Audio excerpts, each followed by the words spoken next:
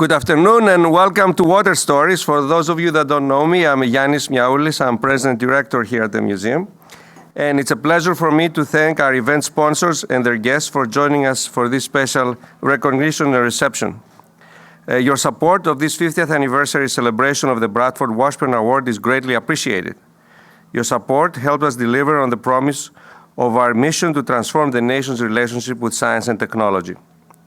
I would also like to welcome our museum staff that celebrate 25 years at the museum or more. So we have a lot of our senior employees here, and thank you so much for your amazing service. Now, many of you have great memories of Brad and Barbara Washburn, as I do. You're a part of the great legacy, and you're a big part of what is going on at the Museum of Science today. I know that you all take a great deal of pride working at this institution. That pride is evidenced in the quality of our education programs, our exhibit, and our engineering curriculum. Thank you for your service, and thank you for joining us in celebrating the 50th anniversary of the Washburn Award. Water is one of our most precious resources.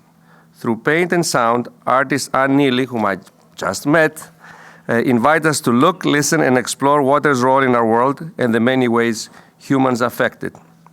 Our Water Stories program today will feature a series of reflections on the vital topic of water. We're fortunate to have 5 past Washburn awardees with us who will share with us a water story from their point of view. And after our speaking program, we'll have an opportunity to experience water stories in our Art and Science Gallery and chat with Ann Neely. And moderating the program today is my colleague Paul Fontaine, the museum's Vice President for Education.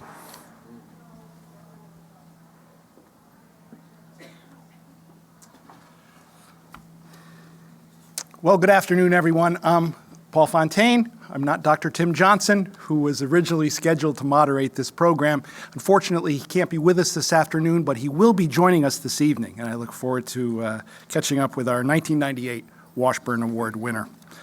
I want to echo Yannis's thanks to the people who made this evening possible.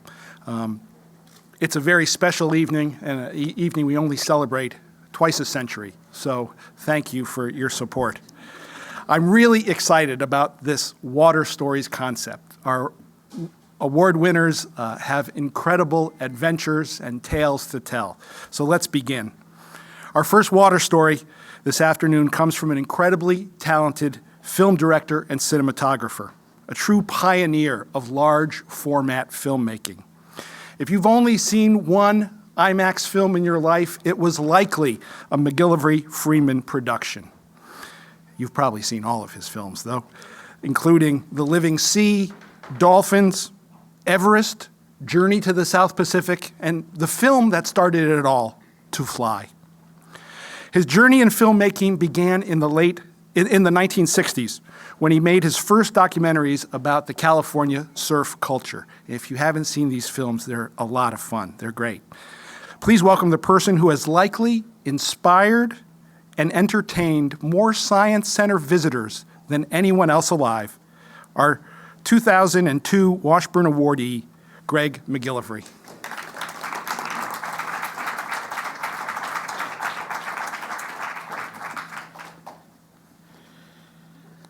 Oh, why do I have to go first? No, my life is water.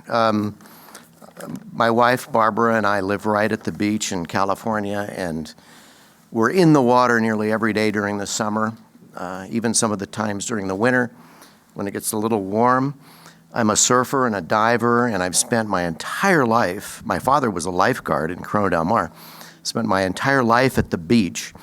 In fact, the earliest memories that I have are sitting next to him when he was sitting on the beach in a small chair. And that's the way lifeguards used to do it. It had one of these pontoons that looked pretty heavy, but you'd carry it with you when you ran out to save someone. And when I was 2, I was down there with him because my mother was taking care of my sister. And so I've been at the beach all my life. I love the water. I love the ocean. For the past 50 years, I've made 50 films. 35 of those have been IMAX documentaries, hopefully to educate people, particularly educating young women into a career in the sciences. We all know the facts about the ocean. 71% of our planet is ocean. Over 50% of the oxygen that we breathe comes from plants in the ocean. There's more life space and life critters in the ocean than anywhere else on their planet, but we know so little about it. And so Barbara and I have, as a mission, we've set upon, over the past 2 decades, making as many films as we can about the magic and wonder of the ocean, trying to get people inspired so that they can have the same passion and love of the ocean as Bob Ballard and I and many of you have for this wonderful environment. Lately, we've produced 3 films in a row: To the Arctic, Journey to the South Pacific, and coming out in February is Humpback Whales. We're planning many other films into the future. Now our children are invested in the ocean and making films with us. Both work in our company in Laguna Beach. We have 25 people, and now my son is leading the charge, and my daughter is doing the hardest job, which is production management. Our films play in 250 museum theaters worldwide.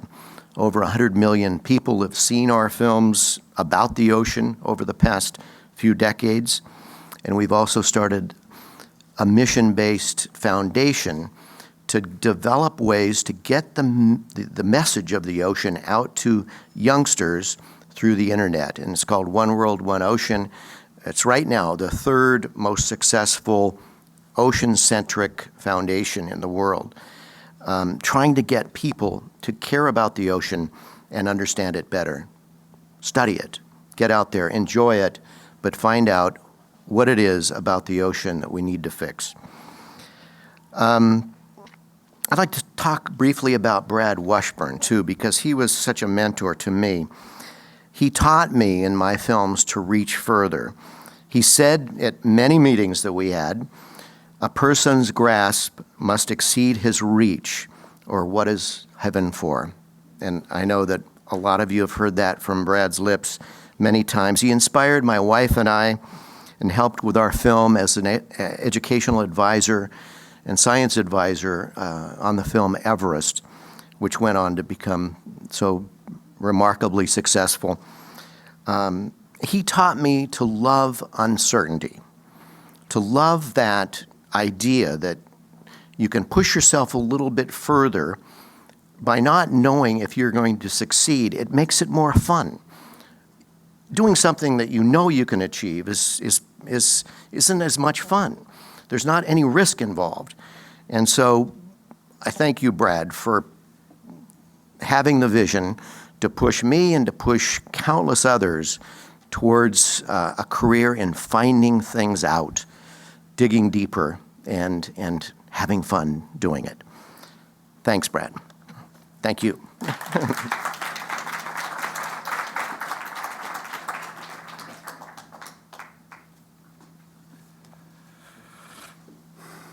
Thank you, Greg. Our next water story comes from the inspiring and best-selling author of Longitude, Galileo's Daughter, The Planets, and A More Perfect Heaven. A science writer since the 1970s, Dava Sobel. Dava Sobel's writing has appeared in magazines and journals that you've all read: Discover, The New Yorker, Science Digest, Audubon, for just a few.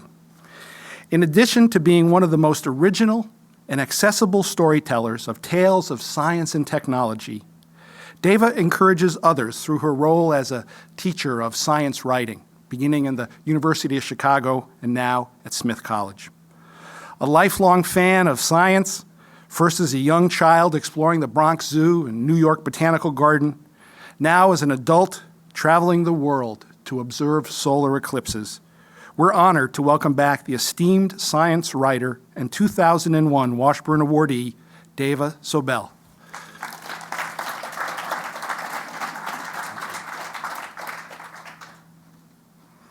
Can you see me over this? Thank you. I'm very pleased to be invited to have reflections on water with you. And on water is how I think about water, because although I was a city kid and the child of city kids, my parents became avid boaters. So I spent every summer of my childhood on one boat or another, often with traumatic experiences, because weather prediction 50 years ago was not what it is now. So when I first read the books of Jacques-Yves Cousteau, who was one of the first winners of this award, I felt that that was my future, that I could really see myself as a marine biologist and be not just on the water, but in the water, through the water.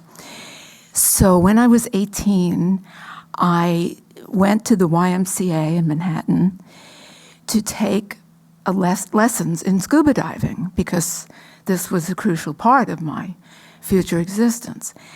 And the first thing we had to do was take off the face mask, throw it in the deep end of the pool, dive down, pick it up, put it on, blow all the water out of it, and then surface and keep swimming. And I just didn't have enough room in my lungs for all that air. And I couldn't do it. And I watched my dream of becoming a marine biologist die right there in the YMCA pool. But I'm not bitter. I'm not full of resentment or remorse. So I grew up to be a science writer, and I've had a good time writing about people finding their way on the water.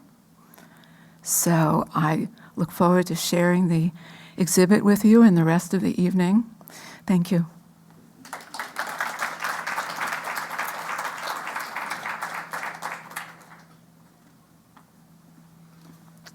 Thank you, David. Our next water story comes from a person who is an explorer, author, expert on the Inca civilization, and also the indigenous people of the Amazon basin. John Hemming made his first full-scale expedition into the Amazon in 1961 and returned there numerous times to explore and survey the unknown forests, rivers, and people of that region. He chronicled these amazing adventures in his books Amazon Frontier and also Tree of Rivers, and is also the author of the acclaimed Conquest of the Incas. He was the director of the Royal Geographical Society for over 20 years, is currently chairman of the Amazon Charitable Trust and a trustee of Earthwatch. Please welcome 1990 Washburn awardee John Hemming.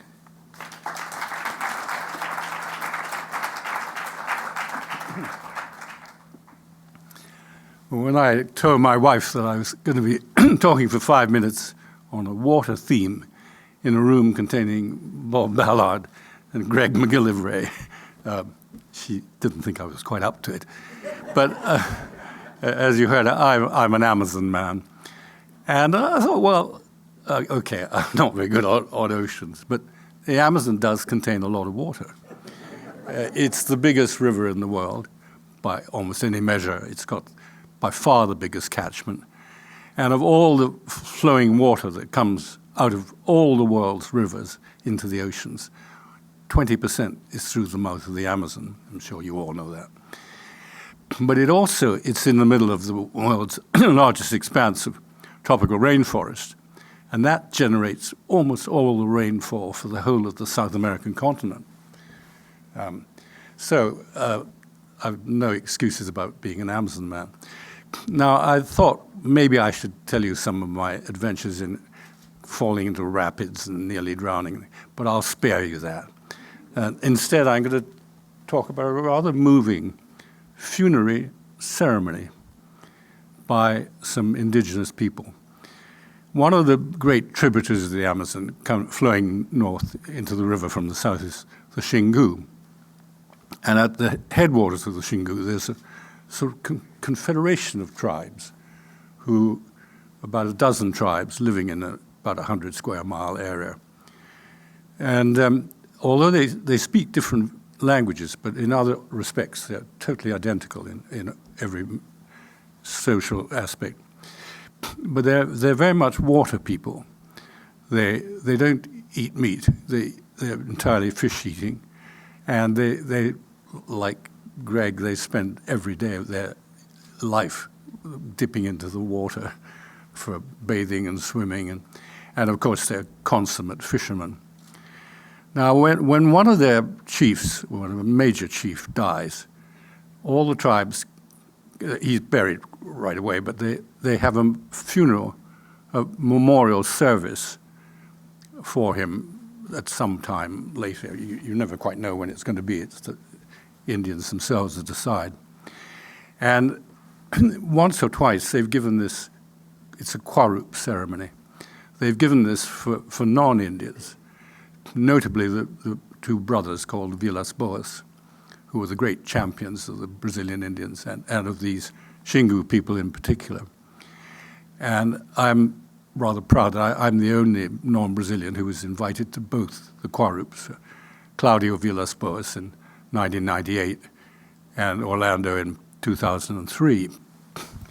Now, a Kwarup is it's a lovely ceremony. It lasts for 2 days and a night. And the first day, they decide which village is going to be the host. And that village has spent weeks making mountains of dried fish ready to feed all the others. They come in, they walk in, of course. And then early that morning, they all paint one another, each tribe, each age group, and the women all paint one another, and the men all paint one another, and then put on their feather ornaments. Beautiful body paint. And then the shaman take a hunk of tree, a tree trunk, about the height and size of a man, and they spend the day decorating it with the black and red paint, urukum and genipap and yellow and white, with geometric patterns and also feather ornament. And that trunk then they endow it with the spirit of the dead man, and so it's almost anointed to be the dead man. And all his friends, you stare at this trunk, all beautifully decorated, in the middle of the village, and you remember the man. It's all in silence, so very quiet. And meanwhile, on that first day, all the visiting tribes come in and do dances and mock charges and a lot of ceremonial based around the relatives of the dead man. He's in the center. His wife, his widow and children will be in the center of the village. And that night, these villages are lovely places. It's a cluster of perhaps half a dozen huge huts about the size of this room. And then it's all very, very quiet because it's all sand, earth floor. And then at night, there's a beautiful moonlit, starlit night. And they light a little fire at the base of the trunk. And the shaman, in relays of shaman, men and women, chant very, very softly behind the trunk. And that goes on for about half the night. I was just mesmerized by watching this very, very moving ceremony. Then the following day, it's much more holiday spirit. They have wrestling matches and archery and hookah wrestling. And then what I'm coming to, the water element. The final ceremony is they take the trunk and they just launch it into the river. And it floats down the Kuluene or the Kuriseo into the Xingu, 1,500 kilometers down the Xingu, then into the main Amazon, and then out to the Atlantic. And I think that is I really wish I was a big enough chief to get that. I think that is the most moving memorial service you could possibly have. Thank you.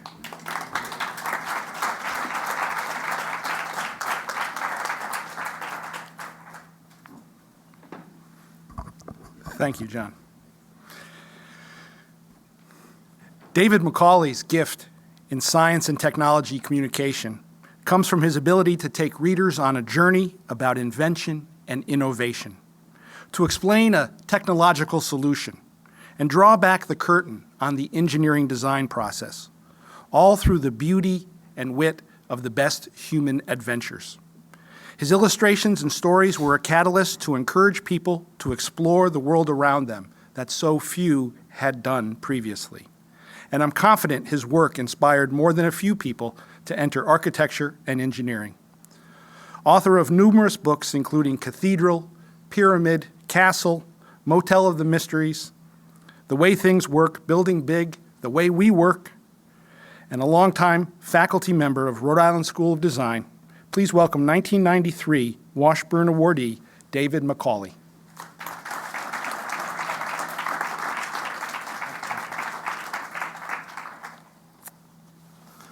Hi. I don't usually write these things down, but since I have no direct connection with water and knew that I would be surrounded by people who did, I wasn't going to take any chances. So this is a water story. I should start by saying when it comes to water, I'm completely in favor of it. And so are cranberries, at least in autumn, when it makes harvesting a gentler process, and in winter, when it provides a reassuring blanket of ice to shield the bushes from the bitter cold. Cranberries, incidentally, belong to the plant family called Ericaceae, and in some listings to the genus Micarinus. That's important. But that brings us to 1950. In the spring of that year, the Boston Museum of Science, under the leadership of Brad Washburn, set out to represent some of the great engineering achievements of the past, with archaeological oversight provided by Dow's Dunham of the MFA and engineering input from Walter Voss at MIT. Model maker Theodore Pittman was commissioned to build a diorama showing the construction of the smallest of the famous Giza pyramids, that of Mycerinus, the only pharaoh I know of to be named after a small red berry. Anyway, we're in the desert. We're in the desert now, and you're thinking, what happened to the water? This is about water. Well, perhaps you're wondering what happened to it, and so probably was the fauna that once upon a time swam and splashed in the remnants of the AWOL Tethys Sea, only to give their abandoned calcium overcoats to the famed plateau that provided the building material for the aforementioned pyramids. Over time, the Tethys monopoly was broken up by creating both the Mediterranean and a portion of our very own Atlantic, an impressive accomplishment. But with the growth of commercial air travel, the Atlantic and her sister oceans were quickly reduced to mere interruptions in the land, inconvenient gaps to be bridged in the speediest and most efficient way possible, and preferably with the shades down. My father enjoyed his years in the war in the RAF, rebuilding fighter planes. In the summer of 1957, he found himself flying from Prestwick, Scotland, to Idlewild Airport in New York to begin a new job in the textile industry. The flight only took between 12 and 14 hours, depending on the headwinds. But with 4 trusty 18-cylinder piston engines strapped to the wings, he probably felt right at home. I suspect, however, that he could have been more comfortable.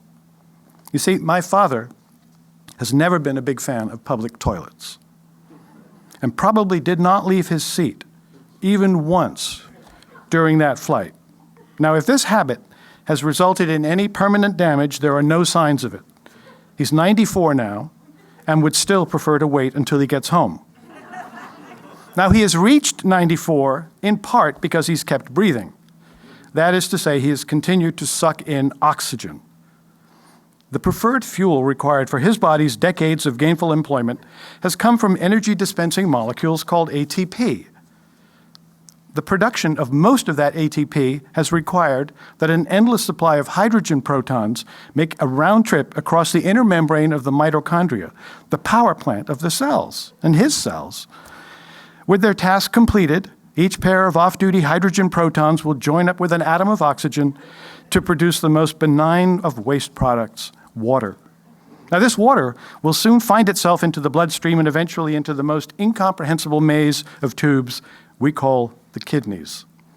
Anything useful to the body will be removed for recycling. The rest will head down a sizable outflow pipe called the ureter and into the waiting bladder. In the case of my father, the remarkable waiting bladder. For the rest of the Macaulay family, following a few months later, along with their 2 steamer trunks, the ocean was no mere gap to be jumped, but rather a vast, undulating surface to be conquered. 4.5 days at sea is a much better way to develop an appreciation of scale and distance. Ask my mother. She was seasick the whole time. But in the end, we were all together again, on the other side of the Atlantic, facing a new life and all the opportunities yet to be revealed, which is how, 36 years later, I came to be sitting with my future wife at a dinner table in this very building. Next to us were Brad Washburn and his bride, Barbara.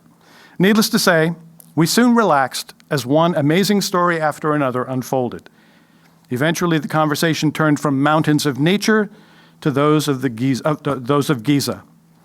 Brad knew my pyramid book, and he knew the PBS film based on it, and more importantly, he knew the structures themselves.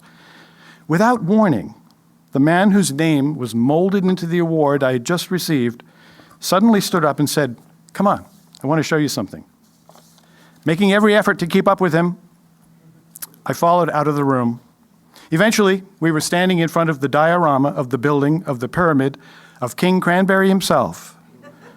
I assured him I'd come to see it when I was working on the book, but he seemed certain that I'd missed something during that visit.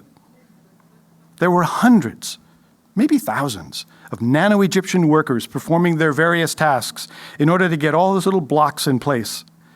And Brad, with a kind of schoolboy chuckle, pointed at a row of figures standing in front of a wall. I took a much closer look, and sure enough, even at that scale, they were clearly relieving themselves. Thank you.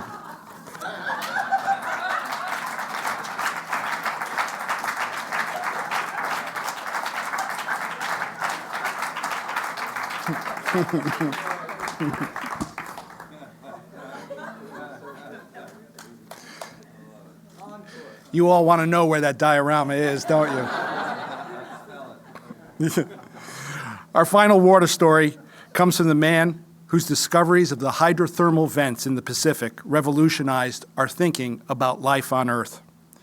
Dr. Robert Ballard led the team that located the Titanic in 1985 and went on to explore the Bismarck, the Yorktown, PT-109, and an array of Bronze and Iron Age shipwrecks.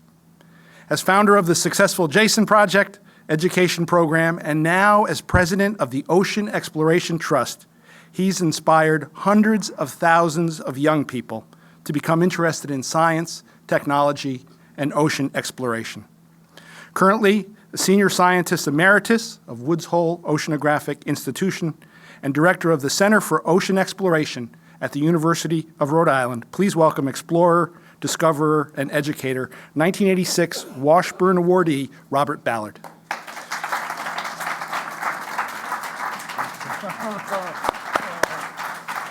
Welcome back. Welcome back. This is really a trip down memory lane when I saw Paul, and I had another sea story and I threw it away. So I'm going to tell, because coming back to the museum really brought back a lot of memories. In fact, it was 26 years ago.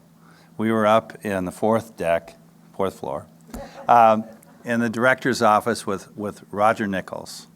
And I had this crazy idea about how to get kids fascinated in science and technology by taking them with me on my expeditions. And we hatched the Jason Project. In our first expedition in 1989, we excavated shipwrecks between ancient Carthage and Rome. And we went on to other expeditions. And then it was 1990. We decided to go to the Galapagos Islands and explore the islands onshore and offshore. Now, the kids assembled in this room. This is the very room in which we brought in our live broadcasts. So I'm out on the Galapagos Island, and we had an amazing travel bag. We had tons and tons of equipment. We had satellite antennas. We had robots, the little Jason Jr. I'd sent down the grand staircase of the Titanic. We had everything we owned. And the Ecuadorian Navy offered to take all of our equipment to the Galapagos Islands. We weren't allowed to go on to the islands. So they gave us a barge and offered to tow all of this, tons and tons of equipment, all the way across from Quito, Ecuador, from Guayaquil, across about 1,000 miles to the Galapagos Islands. Well, we went ahead of them because we had a production team with National Geographic and Turner Broadcasting. We were filming, getting a lot of B-roll that we wanted to use in the live broadcast. And I'd just come up from a dive. We were diving off a rookery, not a rookery, but whatever you call a bunch of California sea lions. And they were, the bulls, the beach master scares the living hell out of you. He makes a run at you and comes up short, but you think he's going to kill you. We just got out of the water, taking our scuba diving gear off, and a single sideband message came in, and it said, they're trying to reach you, tune in. And so I tune in. Remember single sideband. Okay, and you're trying to get right and the right. So the first message was, barge, rah, rah, rah. And I said, I'm sorry, I didn't hear you. Did you say the barge? Sank. Rah, rah, rah, rah. Did you say the barge sank? Yeah. Oh my God. Oh my God. We had tens of thousands of kids, had been studying in school, actually 250,000 all over the United States, had been preparing for their trip to the Galapagos Islands. And the barge sank with everything we owned. Well, I had a couple drinks, and I called all our little flotilla of boats that were all over the island and said, meet me at Baltra, which is the airport you can fly in at. Meet me at Baltra tomorrow morning. And I went to bed. I woke up the next morning, and all these boats were floating around, and everyone was just in shock. And I said, okay, you. I had all the different team leaders. I said, we're going back to Ecuador. You guys stay here, get ready. We're not going to disappoint these kids. We're going to mount a show even though we'd lost everything. So we flew back to Quitos, up to the capital, where we'd rented all these boats from this supplier of boats, and said, since your boats are all over there, can we use your phone banks? And we made a list. It was the biggest scavenger hunt we'd ever done in the world. So we made a list of what we'd lost. It was like 12 feet long. And I tore it up and I gave everyone a list. I said, we need all this equipment, and remember, we don't have any money. And so they're on the phone, and I'm walking, like a PBS fundraiser, Paul. I'm walking, how we doing? And, oh yeah, we got a generator. Oh, great. And so all of a sudden, people were coming out of the woodwork with everything we needed. And all of a sudden, oh my God, you have two fears in life in my business. One that's they're not going to fund you, and the second one is, oh my God, they did. But anyway, all this equipment starts appearing. I said, well, send it to Miami. So I sent one of my guys back to Miami to rent a warehouse to take all this equipment. And so all this equipment starts pouring into Miami. We're like a week away from our live feeds. Oh my God. And so I then said, how are we going to get it from A to B? And so we had to get it to the Galapagos Islands. And so it turned out I was dating a young lady who became my Barbara, who has worked for National Geographic. And all during the negotiations with the Ecuadorian government to get the permits and everything, we met mostly with the vice president of Ecuador, and he never looked at me. He looked at Barbara at every meeting. Okay. So I called Barbara, and it turns out the Ecuadorian Air Force had a Hercules aircraft that could carry all of our stuff. And I called Barbara. We were living on Cape Cod, and I said, Barbara, I need you to come down to Ecuador, and I need you to go to dinner with the vice president without me and get me that damn plane. And I'm a nervous guy, waiting for, at home, looking at the clock. And she goes out to dinner, and she comes back and says, we got the plane. Okay. Well, that was half the problem. That meant that we could fly it from Quito to Baltra, where we would set up our base camp. We needed to get it from Miami to Quitos. Well, I served 30 years in the Naval Intelligence. And we did a lot of projects with different organizations. And you have to remember, in 1990, what we were doing in a country called Nicaragua, Ollie North, okay? So I called this particular phone number that ran a company called Air California that was running all of the weapons to the Contra. And I said, hey, guys, can I borrow one of your planes for one flight? And they said, actually we could. So they landed in Miami covertly, and we loaded all of this crap on their airplane. And they said, we're going to touch and go, Bob. We're going to touch and go. So they came into Quitos, and they landed, threw everything out the door, and went out, took off.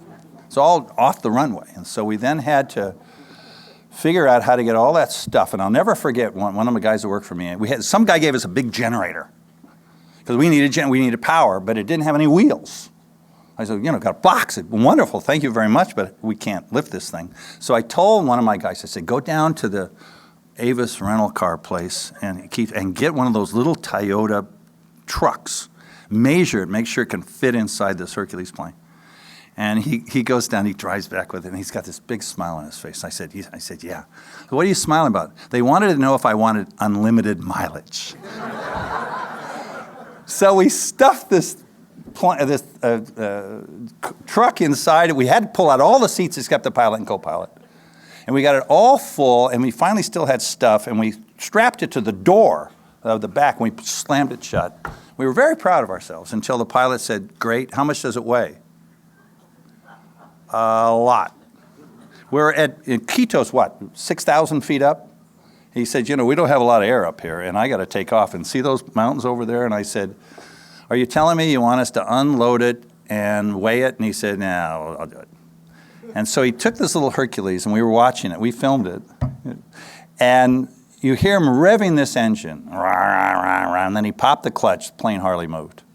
And it's starting to go down the runway. You just see this is not going to make it. And you're looking over at the mountain. You're looking to the end of the runway. That guy took every inch of the runway and got airborne. I think he lifted his landing gear just as he would have clipped the mountains. And we landed. We got everything offloaded. And we did our show in this room on time, on schedule, and didn't disappoint those kids. So that's my sea story.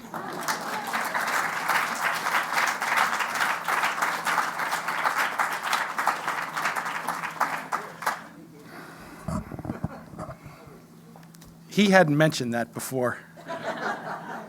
Thanks, Bob. Thanks to all of our presenters for their wonderful reflections on this important topic. It's been a great afternoon, but it's just beginning.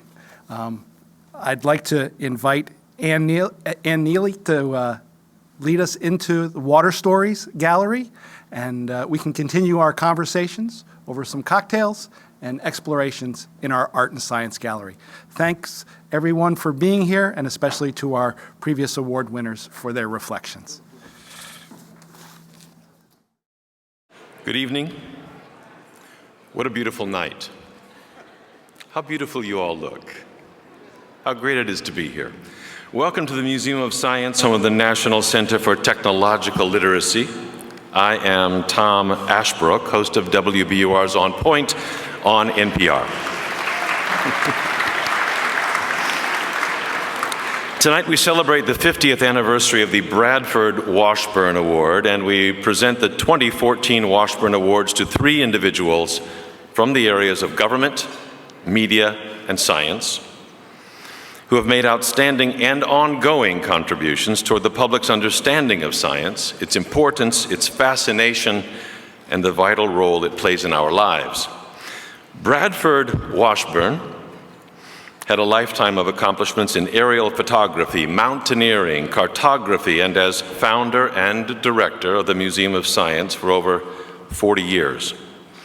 As a fellow of both the American Academy of Arts and Sciences and London's Royal Geographic Society, Brad Washburn was, as Massachusetts Governor Endicott Peabody said, a man of great imagination, great drive, great initiative, and a great ability to get along with people.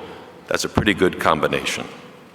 The Bradford Washburn Medal captures his spirit as an explorer. Sculpted by Alice and Rufus Macomber, it depicts a youth at the pinnacle of a mountain, eyes turned upward, seeking a still higher prize, symbolizes the spirit of attainment as well as the quest for perfection.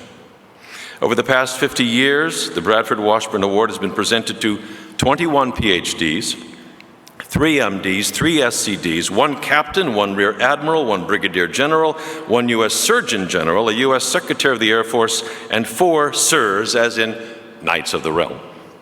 The award has gone to oceanographer Sylvia Earle, often called the Queen of the Deep. Good Lord, I love that woman. She's awesome. Donald Baxter McMillan, a high school teacher from New England who was recruited to join Robert Peary's expedition to the North Pole. CBS News anchor Walter Cronkite, the most trusted man in America, was for me. Jane Goodall, a United Nations Messenger of Peace, Captain Jacques Cousteau, who received a Washburn Award in 1965, and his son Jean-Michel, who was honored 46 years later.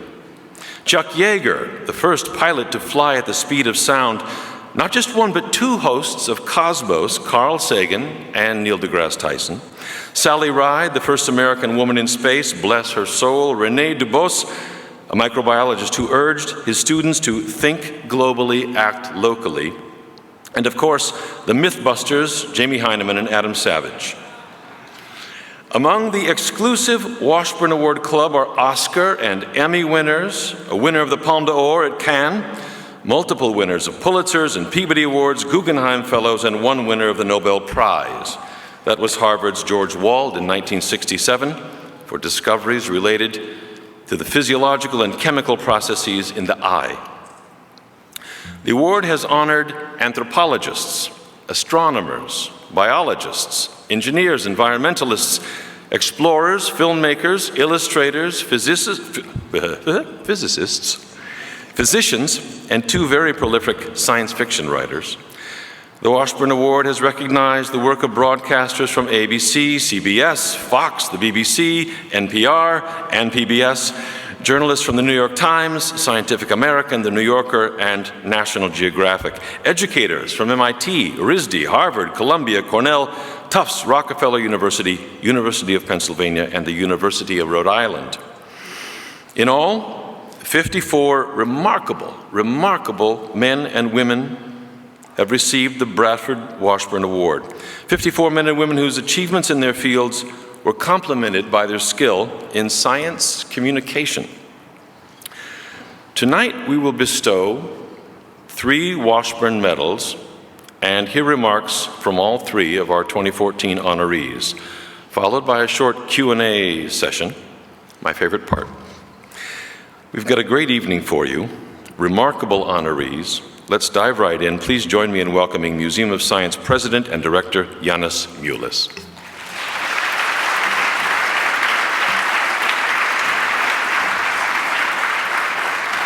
Thank you, Tom, and thank you all for joining us tonight for this very special event. I would first like to thank our sponsors for this special 50th anniversary celebration of the Bradford Washburn Award. As many of you know, on September 25th, Barbara Washburn passed away at the age of 99. During a marriage of 66 years, Barbara joins Brad in nearly all his endeavors. Their life together spanned the transformation of the New England Museum of Natural History into the Museum of Science. In 1947, Barbara became the first woman to climb North America's tallest mountain, Mount McKinley.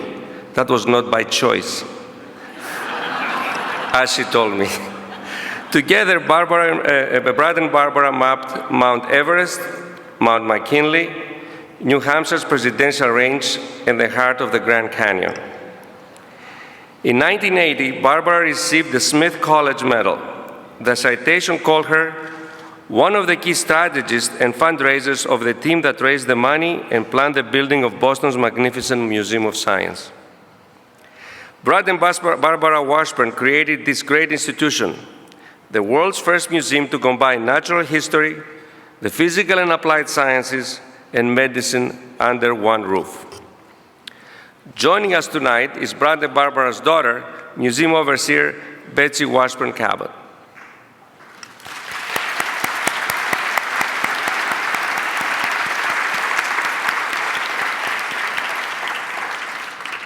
In today's Museum of Science, we carry on Brad's vision, as well the story of how scientists use the inquiry process to discover the natural world and how engineers use the design process to create the world we live in. We have built upon Brad's strong foundation to become the world's class science center. And in recent years, we launched an award-winning K-12 engineering curriculum that has reached over 6 million students in the United States and has been used in 9 European countries and Israel, and now is being used in South America and soon, hopefully, Asia. Last year, we opened the 10,000 square foot Hall of Human Life, which is the world's state-of-the-art exhibition on health and human biology. And next June, we'll debut the Science Behind Pixar, which will explore how Pixar Animation Studios combines art with science, technology, engineering, and math to create some of the world's most popular animated films. And in December 2015, we'll unveil the Yogi Gallery on the Charles River. This is going to be a beautiful exhibit that looks at the natural habitat of the Charles, as well as the engineering environments that have shaped the cities of Boston and Cambridge. And we have expanded our programs and offerings around the topic of food, as you can see in the exhibit that we had some of the venues there, Mirvol's exhibit. And our goal is to see the Museum of Science become the world's leader institution in food education. And at this time, I would like to invite my friend, Chairman of the Museum's Board of Trustees, Harold Messing, to the stage.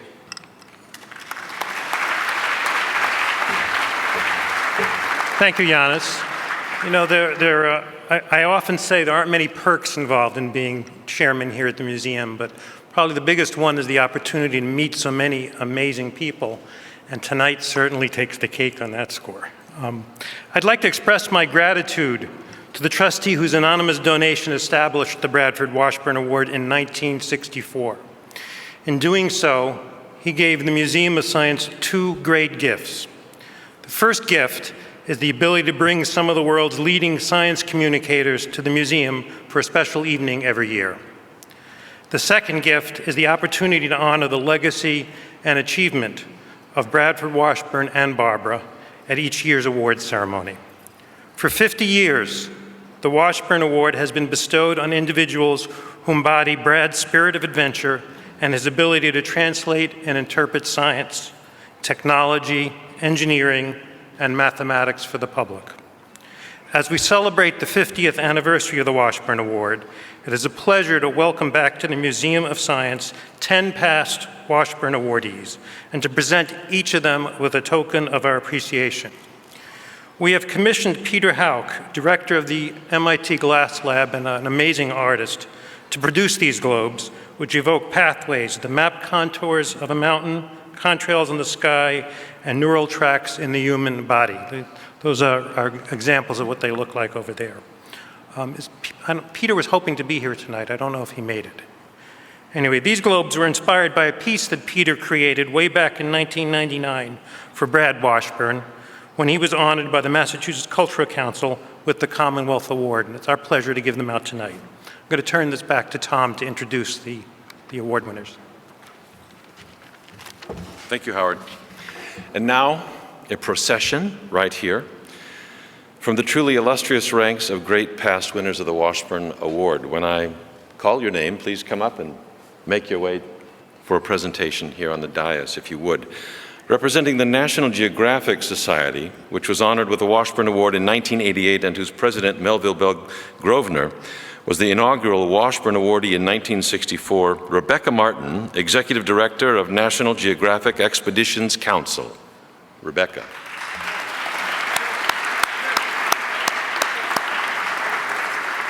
Oh, this way? Sorry, this way. Sorry, Rebecca.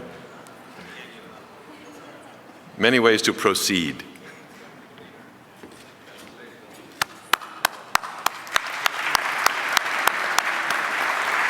He led the team that discovered the RMS Titanic in 1985, former director and scientist emeritus of the Woods Hole Oceanographic Institution, and current president of the Ocean Exploration Trust 1986 Washburn awardee, Robert Ballard.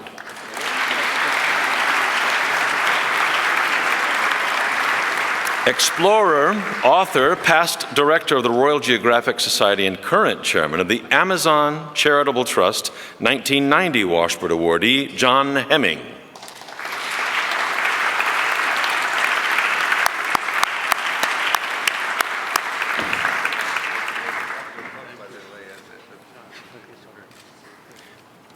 MacArthur Fellow, author and illustrator of The Way Things Work, spent many evenings with you, sir, and my kids. 1993 Washburn awardee, David Macaulay.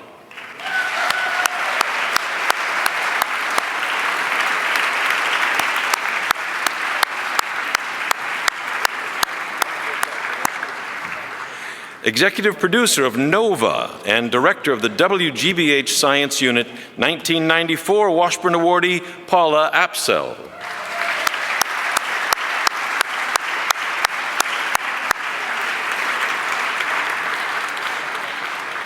Two-time Pulitzer Prize-winning author and honorary curator in entomology and university research professor emeritus at Harvard, 1996 Washburn awardee, Edward O. Wilson.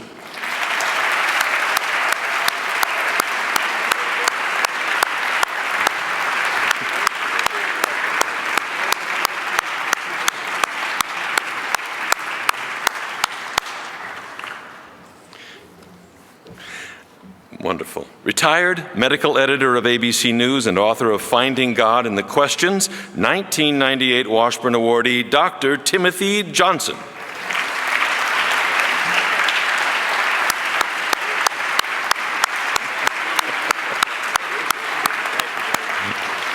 Former New York Times science writer and author of Longitude and Galileo's Daughter, 2001 Washburn awardee, Dava Sobel.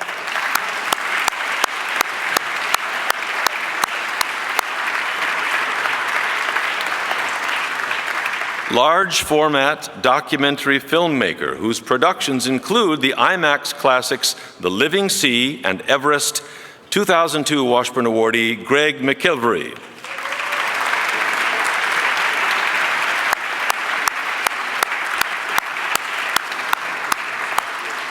And Rick Armstrong, who is representing his late father, NASA commander of Apollo 11 and the first man on the moon, Neil Alden Armstrong, posthumous 2013 Washburn awardee.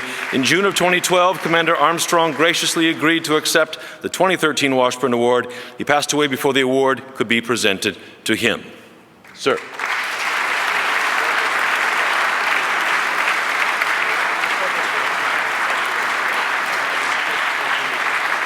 Thank you for coming. Please join me in one great round of applause for this tremendous turnout of past recipients of the Washburn Award. So much accomplishment in one place.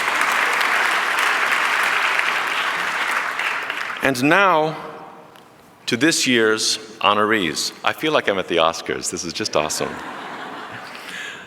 Our first Washburn awardee tonight played a starring role in Danny Boyle's opening ceremonies for the 2012 Summer Olympics in London. A worldwide audience of 900 million watched Sir Timothy Berners-Lee center stage, typing on a vintage Next computer just like the one he used when he invented the World Wide Web in 1989. He tweeted at the Olympics opening a simple message that was instantly spelled out in LED lights around the stadium: "This is for everyone." That moment honored Berners-Lee's and the CERN's founding decision, to make the web free and available for everyone. He was a 34-year-old physics graduate working as a software engineer at CERN in 1989 when he wrote a paper simply titled Information Management, a Proposal. Wow. The goal was a, quote, universal linked information system. I think that worked out. In the 25 years since he gave the world a new way to share and to connect, he has worked tirelessly to make sure his invention remains free and open for everyone. Please welcome the director of the World Wide Web Consortium and professor of engineering at MIT, Sir Timothy Berners-Lee. I'm sorry.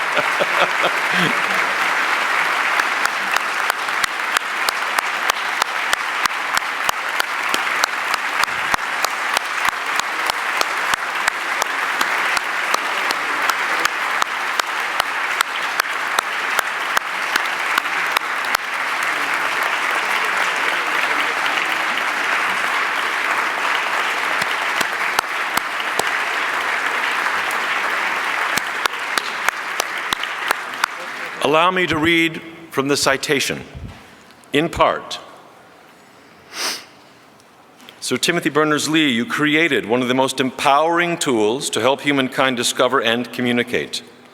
Your invention changed the world, providing everyone with a new outlet to learn, to share, and to grow. You are committed to safeguarding the web and nurturing its growth to ensure a free and open web for everyone.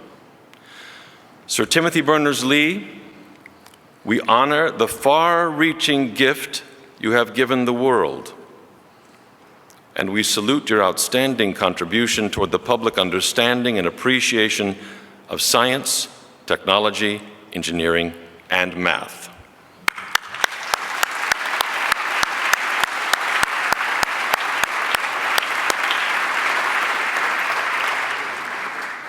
Tim, will you take a seat? And the other two will join us. I think the first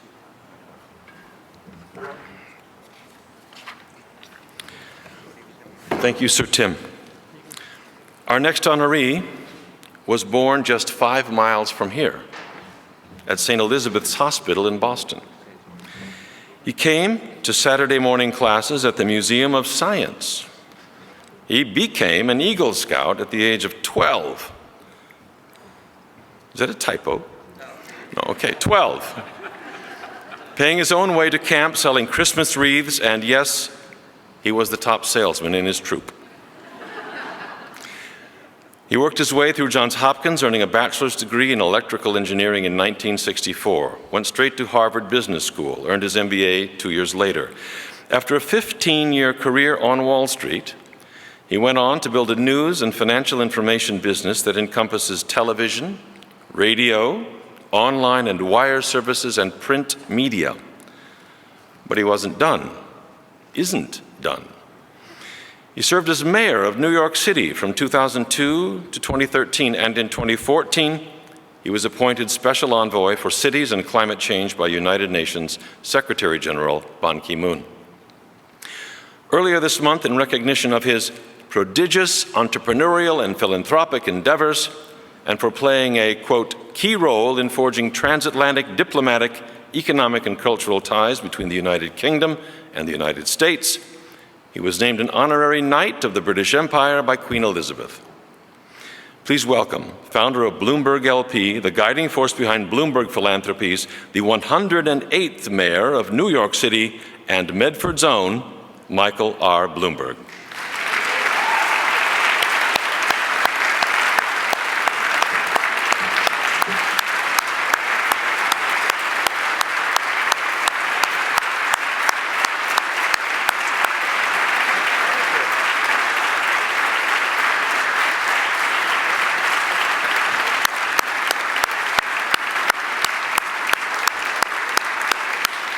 I'll read from your citation, Mr. Mayor.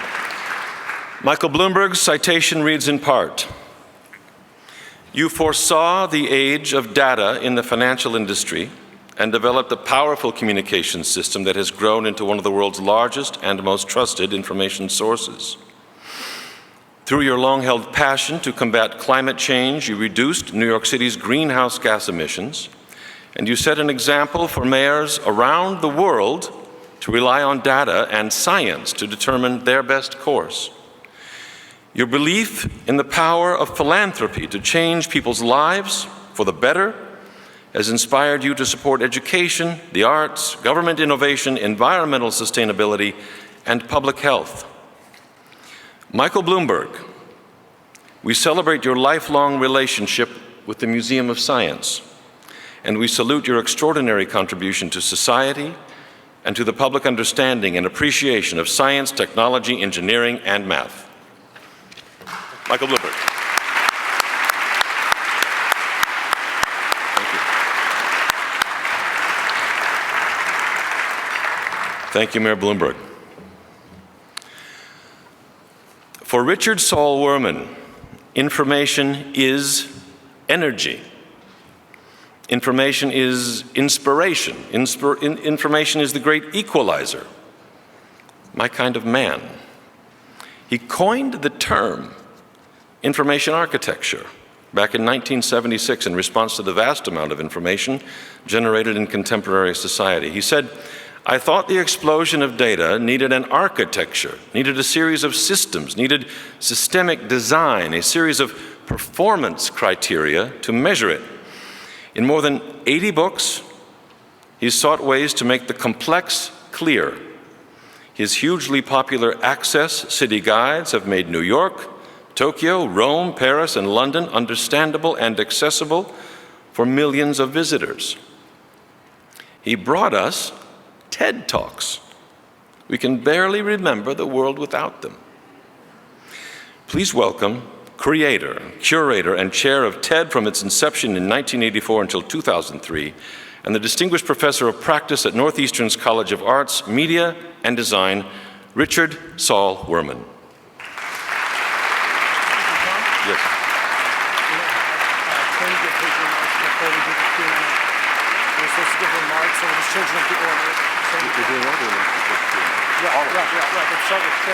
Just went a little bit out of order, so just invite Tim to speak. The citation reads in part, you have for decades orchestrated the gathering of brilliant minds to exchange ideas, provoke thought, and inspire action. In 1984, you gave the world a new acronym, TED, that is, Technology, Entertainment, and Design. And you expanded the interdisciplinary scope of TED in the 1990s to explore new breakthroughs in science, medicine, business innovation, and more. Richard Saul Wurman, we honor you for your lifelong commitment to making information understandable and accessible, and we salute your outstanding contribution toward public understanding and appreciation of science, technology, engineering, and math. Sir.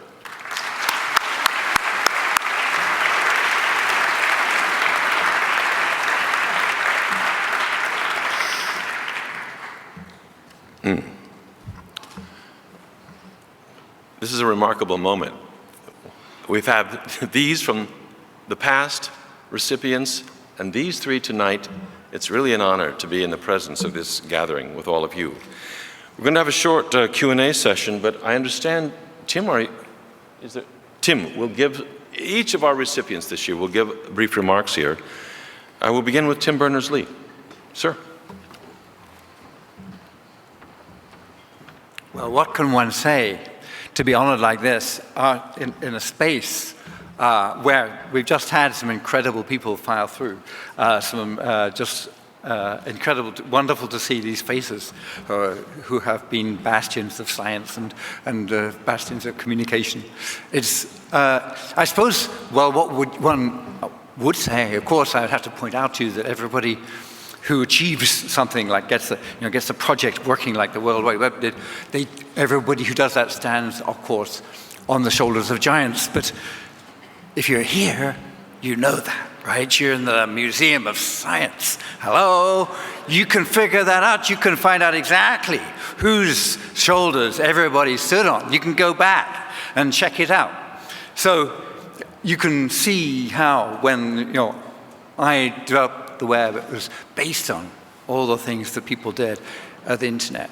When we learned about, when I was a sort of kid and learning about networking, then the networking had a layer model then, where the bottom layers, there's a physical layer, which is the cables, and the next layer up, which is the link layer, which gets packets from one spot to another, and the network layer, which sends them around, routes them, and then a transport layer on top of that, which is some software which you run on top of that, which allows you to just treat the whole thing as though the network didn't exist and just as and pipe stuff down it as the TCP layer. And so, in fact, when you look back at and right now, a lot of software architecture and the way the thing works, it's in those layers. And the web is the things built on top of the web are other layers. And when you look at, so people learn about the layers in school as just being a part of how it works. And they may learn that they're bits of their software modules left on the computer. But of course, they all point to giants. They all point to the giants who figured out how to actually, at the bottom layer, how to make a piece of fiber optic or how to make a piece of wire and how to get the information down it. So each layer, there have been, historically, going up through the layers, there has been incredible work, brilliant discoveries, frustrations, first time getting the message across the Atlantic, first time getting a telephone call into the next room. There have been all these moments. And the moments and the people and this incredible richness of science, all based on science, has ended up, for me, leaving me in 1989 in a position where I had the internet. I had a situation where, without having to worry about all that stuff, I could write a program running on a machine that would communicate over the wire that it was plugged into, put a copy of the program on another machine, put a web server on one machine, put a web browser on another machine. And those programs could just communicate across the internet. And the internet and all the other layers which had already been fixed, already been invented, would work. Why do I mention that? Well, one of the things which is really magic for me was I could just do that sitting in a lab in CERN. The reason that I could just do that sitting in a lab in CERN without asking anybody's permission is because of the way they designed that layer. So the folks who designed the internet designed it as a platform. They designed it as a platform. Finsurf and folks, when they designed it, they didn't determine what it should be used for. They left it to be used by anything. So they made it a platform in the sense that the platform is flat. They made it solid in the sense that it would continue to operate. It wasn't just made for one particular type of application. It was meant for anything. And I just point out, talking about technologies and museums and stuff, when I first came across the internet, people communicated down it using those modems, 300 bits per second. 300 bits per second modems sounded a bit like grrr, right? When you put them, right? Remember those modems? 300 bits per second. That same internet technology now works. The same browser code, the same browser and server can communicate over an internet that uses exactly the same technology, but actually the bits inside have all been souped up and it replaced with faster and faster bits, so it now goes at 300 billion bits a second. All right? Isn't that incredible? No other technology has done that. Okay? So, no, there are trains. You could probably find trains if this is a decent museum of science. When they invented trains, maybe they went at 30 miles an hour. 20 years later, were those trains going at 30 billion miles an hour? No. Trains maybe go at 300 miles an hour on a very, very good day in a different country than this one. So, so that I'm just going to show that the fact that I had this internet, the incredible sweetness of that design that the internet folks made, something solid platform, something that didn't care what you made with it. It was socially a solid platform. I didn't have to ask anybody's permission. It was a decentralized platform. It had been designed decentralized. Technically, I didn't have to go and plug into one central hub, and decentralized socially. I didn't have to ask anybody's permission. If it had been designed in a centralized way, I would not have developed the web. People would not have developed all kinds of things. We would not be here talking about it. You would be talking about goodness knows what. So, really important thing about the internet was that openness, that decentralization, that nature of it.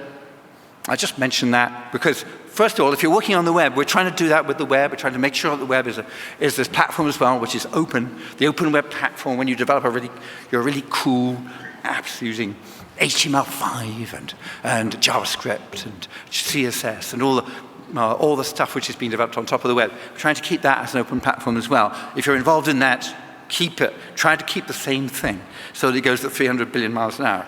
Okay, and remember that the openness of the web, the fact that it was designed as a completely neutral medium, was really important for me then. It will be really important for all the innovation which happens on top of it. And sometimes we have to actually get involved not only with the science, but also we have to get involved with the politics and the policies to make sure that the thing is kept open, both socially as well as technically. Just saying. Thanks very much.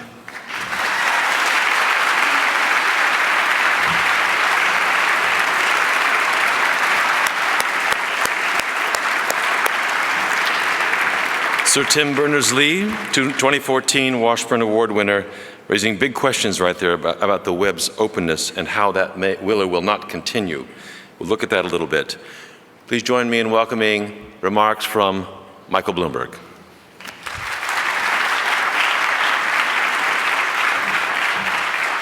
Well, Tom, thank you, and good evening, everyone. I want to thank the other two honorees. One of them, Richard, founded the fascinating TED Talk series, which is helping expose a lot of people to big issues in science and technology. And the other, Tim, who is not enthusiastic at all, played a key role in developing the internet. I will warn you, don't blame him for all the cat videos you get emailed. That was Al Gore that did that one. Anyways, it's an honor to join a group of Washburn honorees that includes names like Jane Goodall and Carl Sagan and Neil Armstrong. So it's really quite an august company. I grew up in Medford, Massachusetts, came to the museum here, and if my parents had thought then that I would someday be given an award with the Bradford Washburn name on it, they would have been shocked.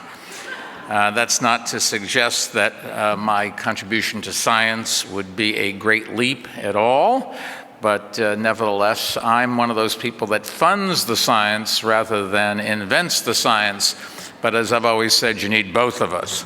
Anyways, this is a real special honor. Everyone that remembers the first teacher that they had that had a profound effect on their life.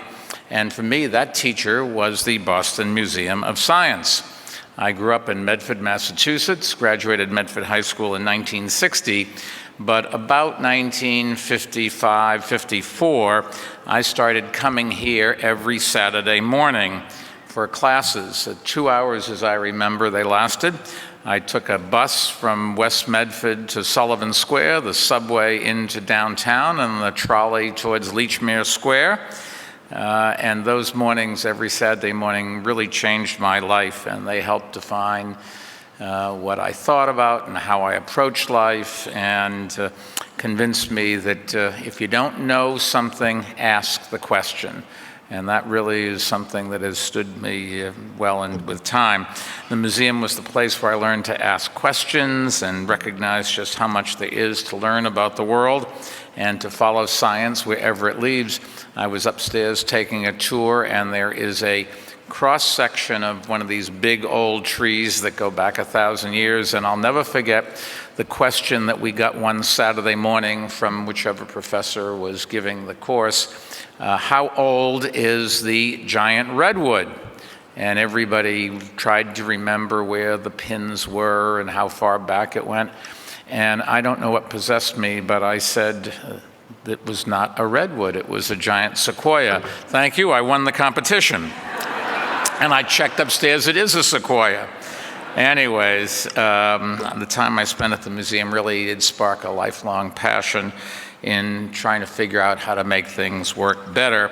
And if it wasn't for the museum, I never would have tried to be a physics major in college. I went to Johns Hopkins in 1960.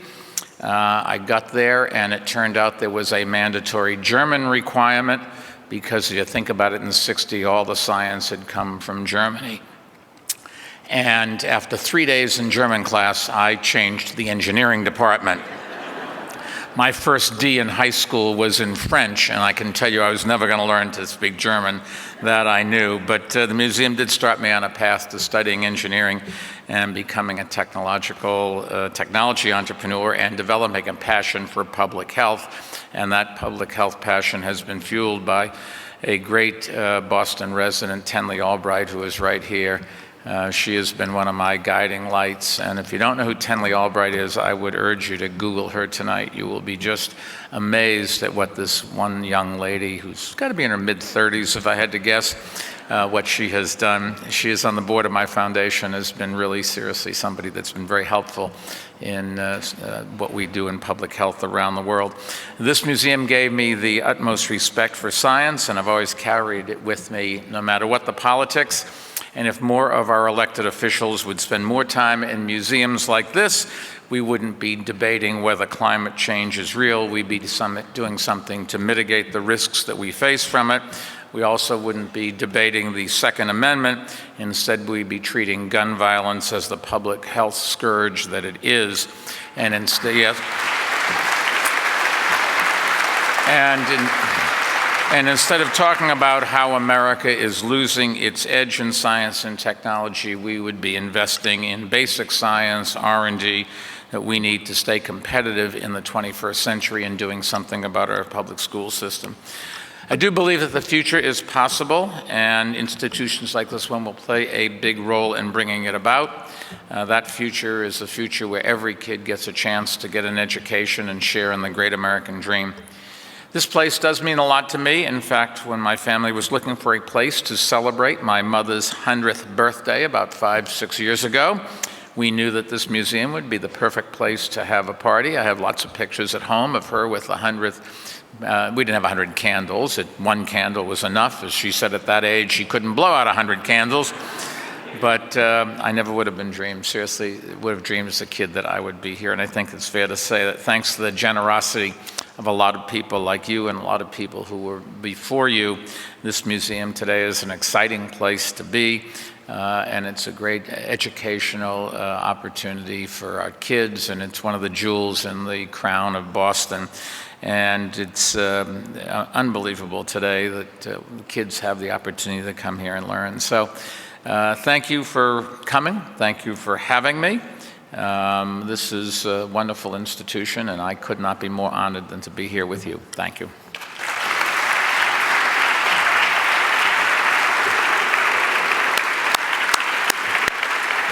Michael Bloomberg, thank you. If you ever have any doubt about the importance of this place to the kids who flood through these doors day after day, here it lives and breathes in one life, and it's really great. Welcome home again, Mr. Mayor. Our final remarks tonight, and then we'll have a short Q&A. Last but by no means least, Richard Saul Werman. Sir.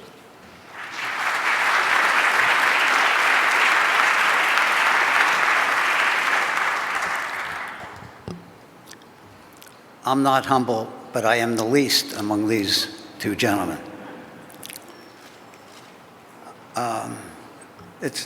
It's amazing to be here, just perfectly amazing to be here. My life is about being around people smarter than me, and so I feel like a pig in shit here.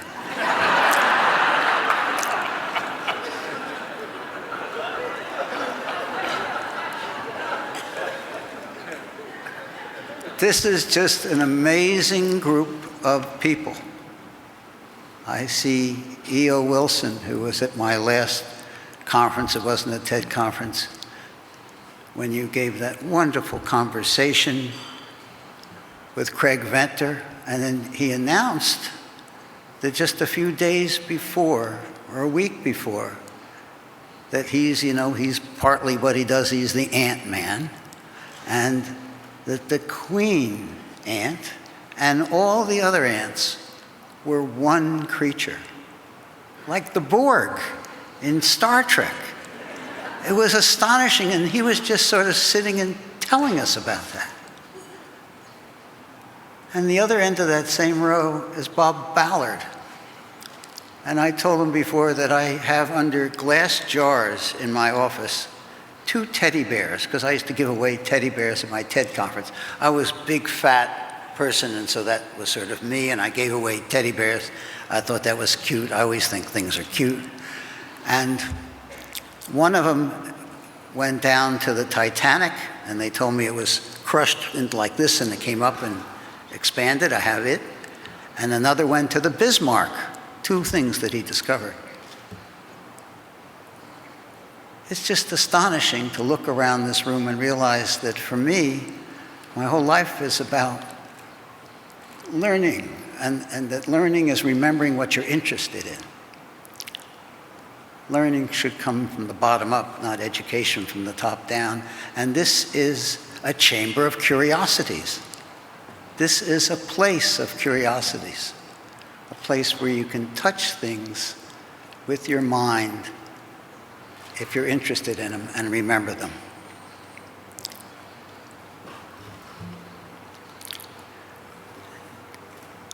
David Macaulay gave a short speech that most of you didn't hear today. It was earlier. And he took us on this amazing journey of connections of things.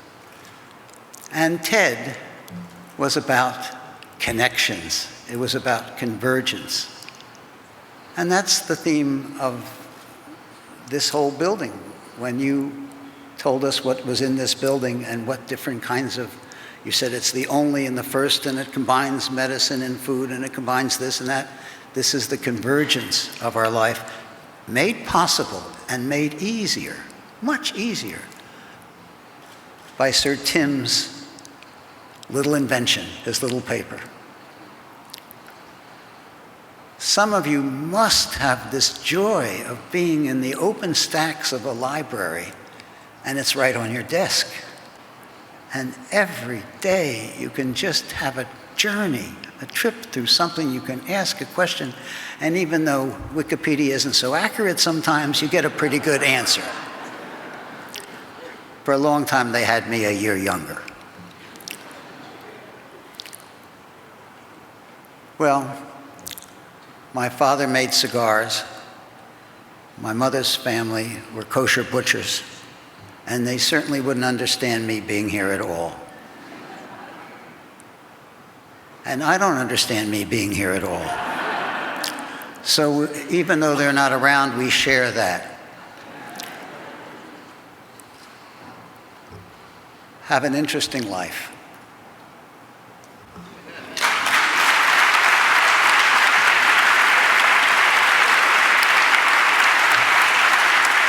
Solwerman, thank you very much. Thank you. Thank you. This concludes the Wizard of Oz portion of our proceedings tonight. Now we get to actually talk, and I'm really looking forward to this. We've got a little time here for Q&A. We're going to dive right in. Tim Berners-Lee, to Richard Solwerman's point, every day on our NPR show, we sit at a table and we decide what we're going to talk about the next day. Thanks to you, we can come up with any topic in the universe, and 1 hour later, my producers can hand me a beautiful stack of research pulled down off the web. I often think to myself, without the web, there's no way we could turn a show around of the complexity and depth that we do every day. We appreciate the internet, and we thank you for it, and we wonder how the web, the internet, in the current configuration, maybe that's a scientific term, but just the way it's turned out, and I don't mean scientifically, but overall, how does it compare to what you imagined in 1989? You have a mic, yes. How is it like and unlike what you may have thought? Well, so in 1989, so I called it the World Wide Web. So I planned that it, designed it so that it could put anything on it. In fact, sort of planned that it should have pretty much everything on it. In fact, so the projections that we put into the computers back then predicted that sort of 25 years later, roughly, I'd probably be getting this prize at this museum. No, of course not. Of course you couldn't predict it. We were working really hard to try to keep it afloat, and the thing was going up exponentially. There's an awful lot of things that go up exponentially like that, okay, or like that. And so some of the other, trying to just keep it on track exponentially was a lot of hard work. We didn't spend a lot of time thinking, ooh, I wonder what's going to be on the web. It was just making sure, keeping it open, making sure, trying to just keep all the creativity and all the engineers designing bits of it, designing new technology, keeping them all talking to each other enough to keep a consensus so that it would be one web, so it wouldn't split into different incompatible webs, which still is really, really important part of it. So no, you couldn't imagine, because what you see out there is the product of millions of people's individual creativity. And that, so the really important thing about the web as a platform is that it enables that ridiculous richness of creativity in other people. If it could only do things that we could imagine back then, it would have failed. What astonishes you about what's on the web today?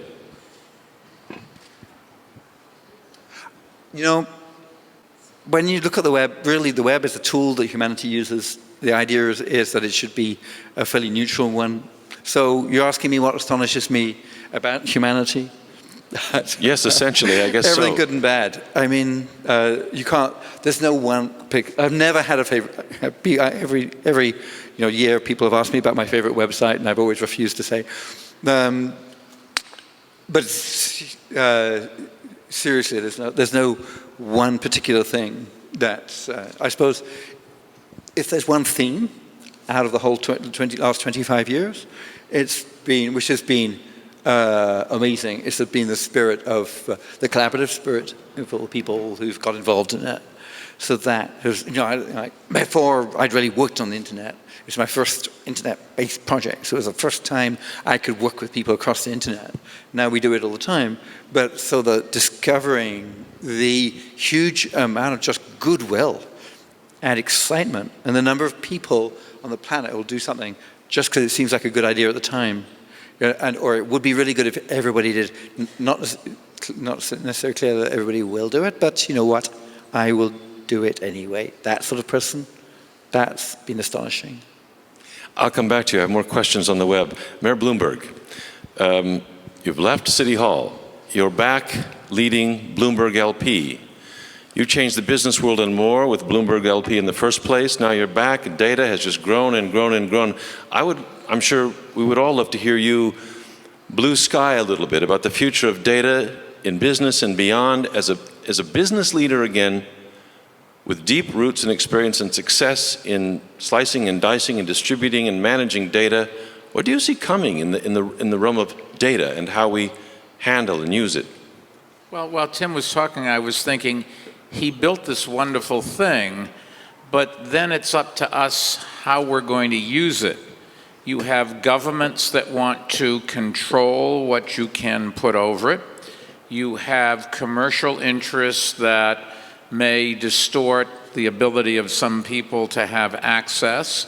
We have to deal with the security issues of what's the appropriate role of government to have oversight if in a world where we have terrorism. So he's built a wonderful platform, but now it's up to the rest of us to determine how it's going to be used and whether it's a force for good or a force for evil. Data is great, but it's who gets it and what you do with it that really matters. And we live in a world where you could make an argument that because of the web and technology that lets those bits and bytes go at amazing speeds that we never anticipated before, it is much harder to govern, and it is much harder to have a business that functions, and it's much harder to keep society from overreaching and reacting too quickly. And you see that every day. You watch the chaos with Ebola, which really has killed about 4,500 people so far in the world, and the number of infectious diseases just in the last 10 years that have killed 500,000 people is more than you can count. But we overreact, or this ability to communicate instantly with no time to reflect and no governance where there's liability for slander, no insistence on vetting of the quality and the accuracy of information, really is both a blessing and a danger to society. And I will say I worry a lot about how we are going to function without overreacting to every single thing. And you see that in government right now. In the interest of a quick soundbite, people say things that are not true, and it gets repeated so many times that it creates its own reality. And that's not good for society. It can be used in many ways. Decades ago, you saw opportunity with Bloomberg, and I'm curious now, looking forward again, the opportunities and future you see in data, not for misuse, but for new and original and innovative use. What are you contemplating as you look forward? Well, if you can't measure it, you can't fix it. So it does let us understand problems and gives us the tools to address them. Whether we are smart enough as a society to do that, I'm not sure, and some days I'm pretty skeptical.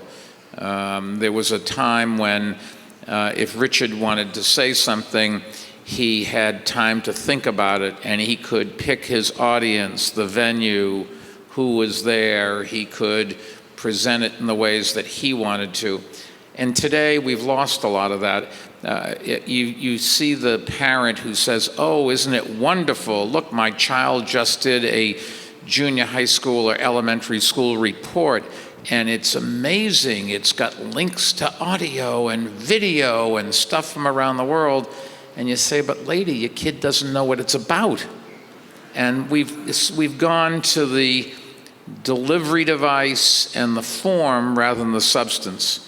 And that's the great danger with data. It's a tool. Mathematics is the oldest language in the world. It's the most used language in the world. But you've got to step back and understand it. And too many of us look at the numbers, but don't know what they're saying. And our school system seems uniquely unqualified to teach that. And I think calculators are, well, I still use a slide rule. A slide rule lets you look at relationships. A calculator just gives you an answer that you don't know what it means. And if it's wrong, you wouldn't know it. And there's something to be said about too much science. And I think today, reading, writing, arithmetic, learning to work collaboratively and cooperatively are skills that are more in need today than ever before.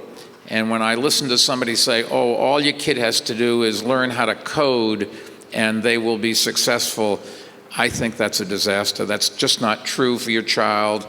Coding is just another ways of speaking, but you've got to be able to think before you use a language. Wow, too much science. The Museum of Science is quaking tonight, but I take your point. Richard, you've described yourself as having a life in information theory. I've got a kind of a version of the question that I put to Tim, Sir Tim. You spent your life there, information theory. How's the world shaping up vis-a-vis best practices or your ideal on that front? Well, there's a similar question going around three of us. And I was talking to the mayor before we got in here about my interest in understanding cities, because I don't think cities can talk to each other and learn from each other. And to me, understanding precedes action. And many people take action before they understand. They pick up an idea and act on it before there's, I'm more patient. I also see some of the numbers that the mayor is talking about, some of the technology, some of the data that's both have been alluding to, and I'm really interested not so much in big data, but big understanding. And I believe there is a methodology to understanding, and there are ways of understanding that have not been running parallel to the growth and explosion of data.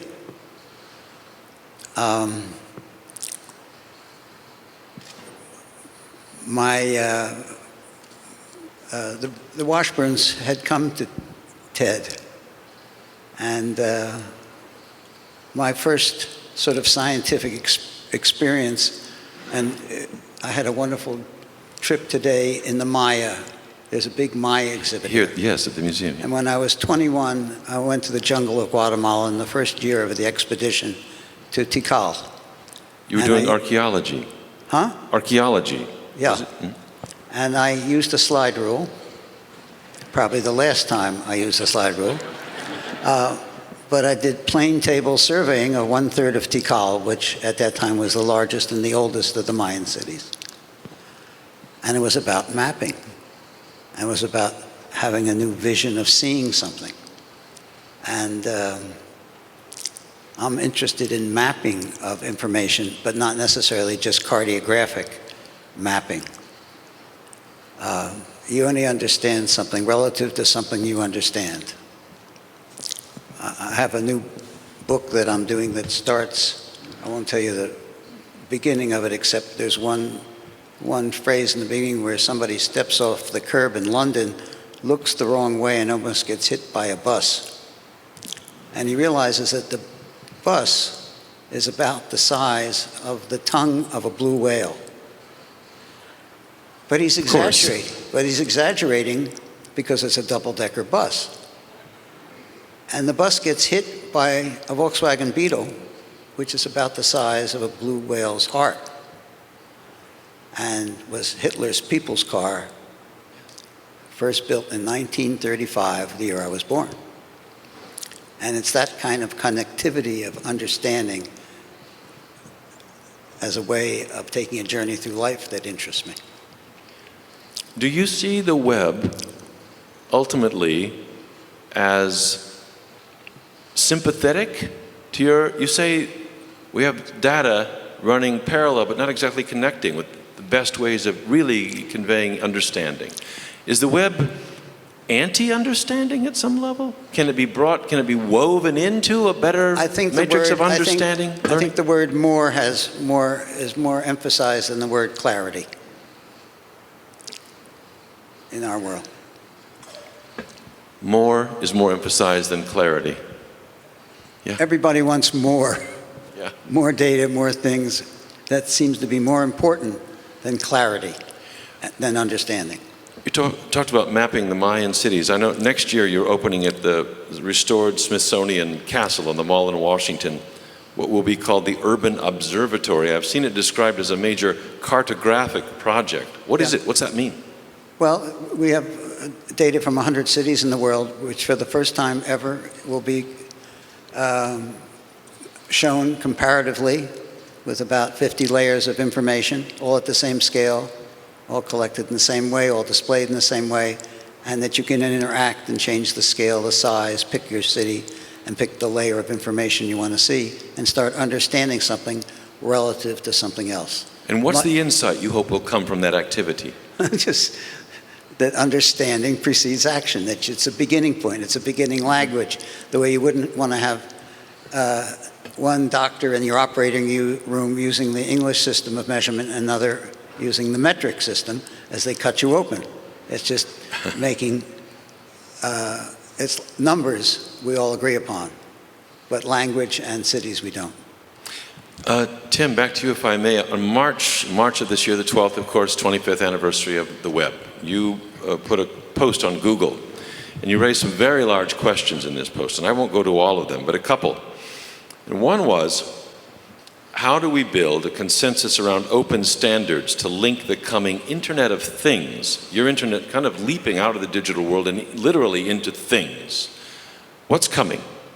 And what's your question suggest? That was a post in March about Internet of Things. I'll take your word for it. Yeah, I'm reading here, it's quoted. But in answer to your question about what's coming. So the Internet of Things, I think the geeks among us have always been pretty excited about, have tended to wire things up anyway. So I suppose I've always liked to have my house, to be able to figure out what temperature my house is when I'm at work and when I'm things like that. So I've always tended to have sort of bits of wire running around. And right now we have a Arduino in the basement with various things connected to it. So it's always understanding the state of things in your own life has been, to me, seems a kind of natural sort of thing. To some people who now are talking about the Internet of Things being this big coming revolution, and hey, you'll be able to turn on your fridge from your desk. Why do you want to do that? But you can. It seems that maybe it's novel for me.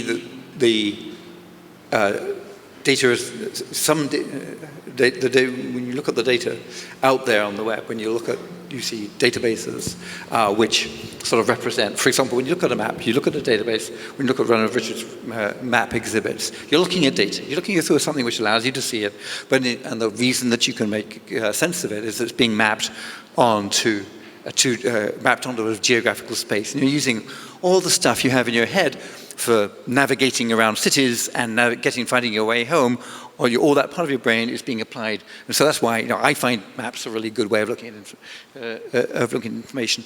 What you're looking at a map, you think of it as a map, you think of it as being, maybe you think of it as being something quite artistic, but in a way, it's data about specific things which are at specific points. It's the data about the state of, when you go to the OpenStreetMap, and you'll be able to find I'm sure, the outline of the Museum of Science. If it's wrong, you can go fix it because the OpenStreetMap is read-write. So there are data points out there which correspond to things happening in real life. The Internet of Things is just about connecting them up so that that stuff happens automatically. So when you put a sensor on something, you can put a sensor now on the corner of the Science Museum, and the map can now display the temperature there. You can put a whole array of sensors in balloons or on animals. You can wire up. You can make sure that every device that you buy to connect into to plug into your house has got a chip in it. And so bit by bit, the sort of, if you like, the Internet of Things is data which is being more automatically produced. Is it going to be? We already have huge amounts of data. Yes, I suppose there's going to be more, but we've had explosion. The amount of data has been generally increasing. So as we add a whole bunch of sensors, then I don't see us getting overwhelmed. I see it being useful. I think it being interesting. I think the most interesting thing with any data is when you connect it you join it to other data. It's never really interesting by itself. So that will be true of the Internet of Things. It will be useful when you can pull in the sensor data, the temperature data, and connect it with other things. Connect it with, with data about. Do you see it deeply changing our relationship with the physical world when lots of things and ultimately maybe everything is wired up? Apart from the mass of data, our relationship to physical objects when they're wired. Well, I think that augmented reality will be fun.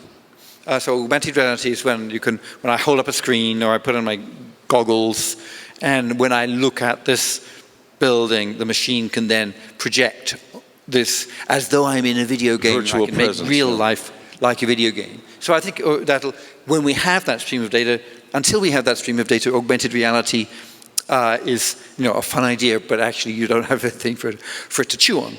When we have streams of Internet of Things data, then we'll have more.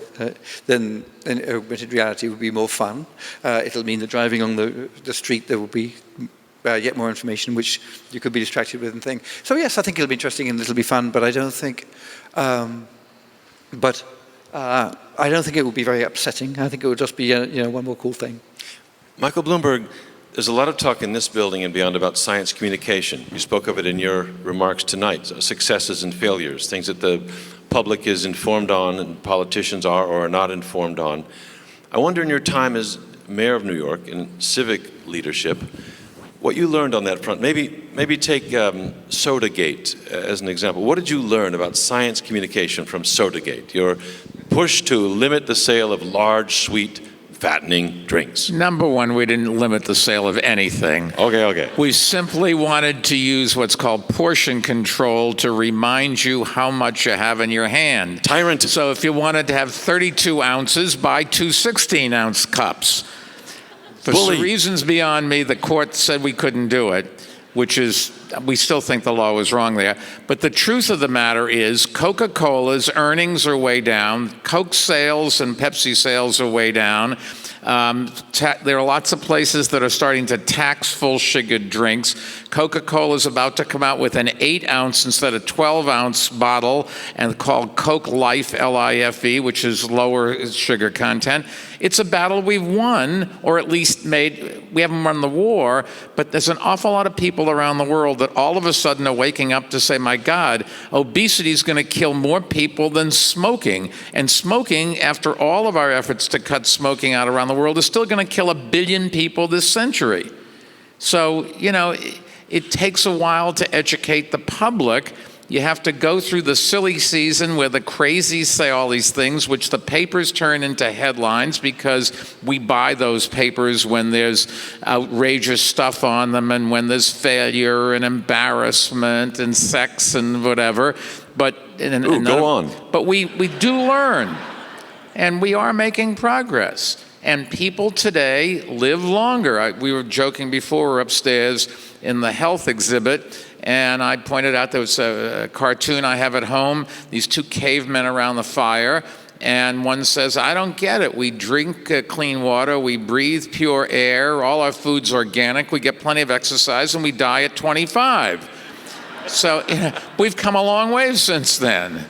And Dow Corning may not be perfect, they may be killing us, but they're doing it at age 85 instead of 25. What's wrong? What did I miss here? Okay. Good. Maybe a higher tier question then on leadership. It's a very important part of communication of everything. What did you learn about civic leadership from your time as mayor of New York that you didn't know from the corporate world? Do you still have a taste for it? How does 2020 sound? 2020 doesn't sound very good. 16 then.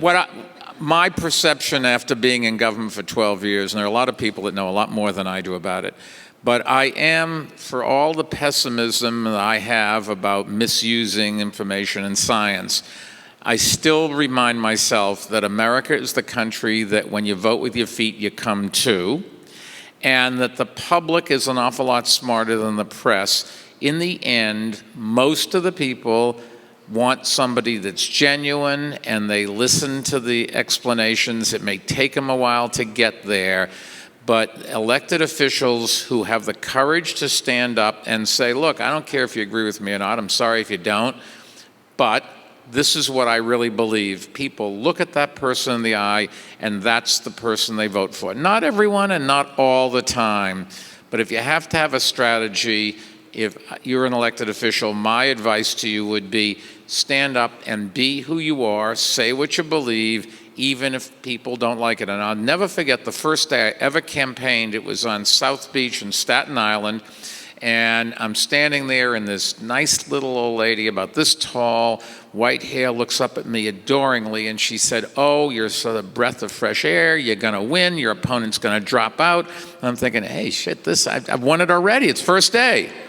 And then she looked up at me adoringly and she said, and I'm so glad you're pro-life. And I remember, I've been a big supporter of Planned Parenthood, and I remember for a billionth of a second thinking, what do you say? And I just looked her in the eye and said, I'm so sorry, but I don't agree with you at all. I happen to be very much pro-choice. I would bet my life I got her vote. Because in the end, she would respect me for saying what I wanted, not necessarily what she wanted to hear. And I just am an optimist on that. Might you ever be tickled back into that arena? I couldn't hear you. Public leadership. Might you be... I'll speak more clearly. You know, the world wants leaders, and the world wants honest people. Everybody wants recognition and respect, and they want a better life for themselves and their kids. And we shouldn't be so pessimistic about the craziness that you hear and the people who doubt science and that sort of thing. The danger is that it spirals out of control. This country clearly has some big problems with education and crime and immigration and not funding science. But we've been through these periods before. We've had plenty of times when the elected officials were crazy or where they were polarized and couldn't come together. And we For 235 years, we've kept democracy going, and I'm still thinking that's going to happen. Richard, I love what a free thinker you are. You can feel it every time you get in front of a microphone and you unleashed a torrent of beautiful, sparkling, free thinking with Ted. I'm curious, I'll take anything that's on your mind. You're as happy as a pig, et cetera here. Expanding the vocabulary of high honor. I was just in awe of being here on the first day of your next campaign. You heard it right here. Pro-choice, pro-gay rights, anti-gun, pro-immigration, believe in science. I get 10% of the vote. Where's your great hope? Where's your great fear, Richard?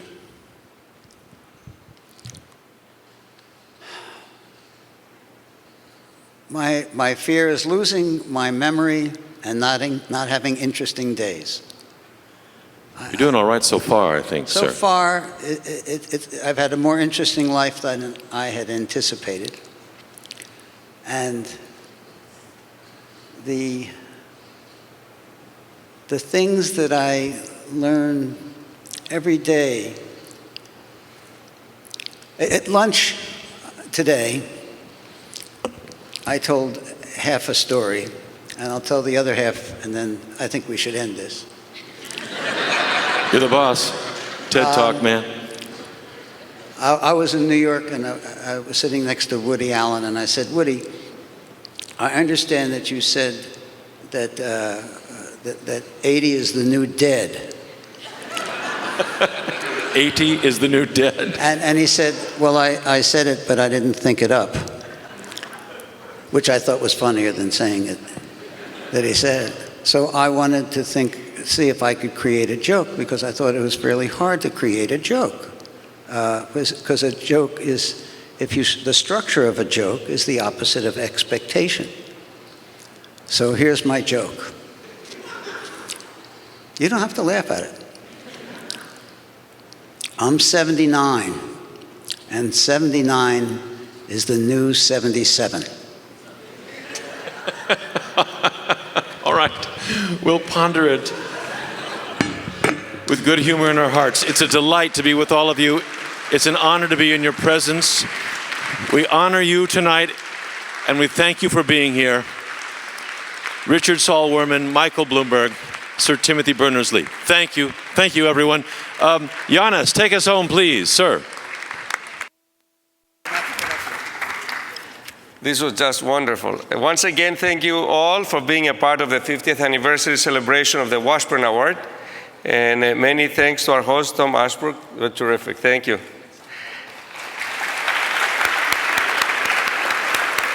I would also like to thank members of the Prizes and Awards Committee, many of whom are here with us tonight, for reviewing many, many, many nominations from our community to select this year's Washburn Award recipients.